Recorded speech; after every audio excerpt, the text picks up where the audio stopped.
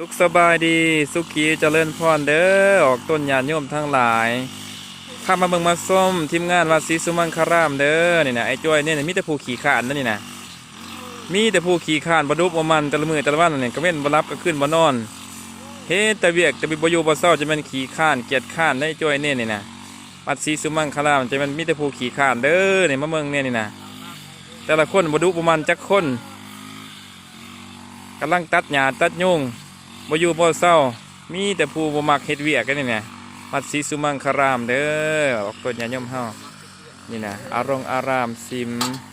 พุ่นกศลาโฮงสันกำลังก่อสร้างมาทันแล้วเทื่อ